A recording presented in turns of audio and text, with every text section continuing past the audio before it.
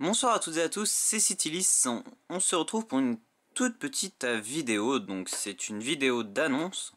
Et aujourd'hui, nous sommes le 18 janvier. Il est actuellement 19h52 et une nouvelle mise à jour est disponible. Celle-ci est appelée iOS 6.1.2.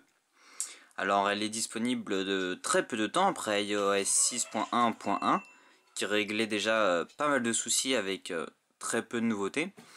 Et donc là cette fois-ci c'est iOS 6.1.2 donc qui corrige un souci avec les comptes Exchange, donc un problème de calendrier Exchange pouvant entraîner une augmentation de l'activité réseau et une diminution de l'autonomie de la batterie.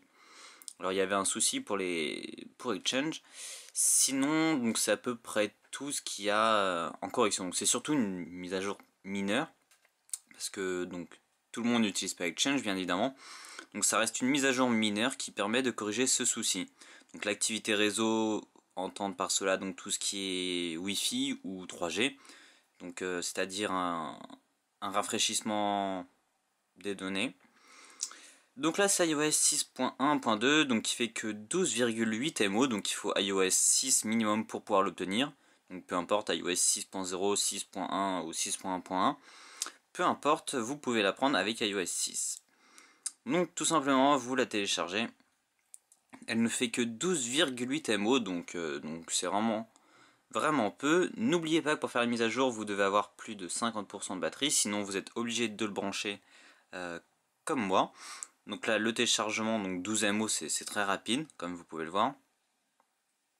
Donc avant de faire la mise à jour, pensez quand même à faire une petite sauvegarde sur iTunes, ça ne coûte rien. Vous êtes sûr de ne pas perdre de données, donc contacts, messages, les choses comme ça. Sinon vous activez iCloud et ça sauvegarde pour vous.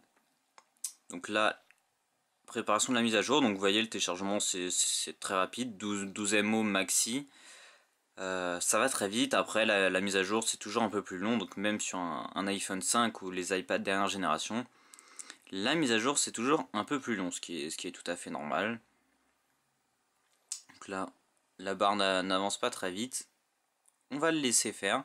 Donc voilà, donc je fais cette vidéo en fait pour vous annoncer cette nouvelle mise à jour, donc je répète iOS 6.1.2. Donc en attendant la prochaine iOS 6.2 ou directement iOS 7, hein, pourquoi pas. Je vous tiendrai au courant avec une nouvelle vidéo dès que celle-ci sera disponible. Donc là je vais finir la mise à jour. Donc la mise à jour va finir puisque tout est automatique. Donc vous pouvez soit la récupérer via iTunes. Donc il faut bien évidemment retélécharger tout le logiciel, c'est beaucoup plus long. Alors que là c'est une petite mise à jour de 12 MO, donc très rapide. Voilà, merci à tous et puis à très bientôt. Ciao à tous.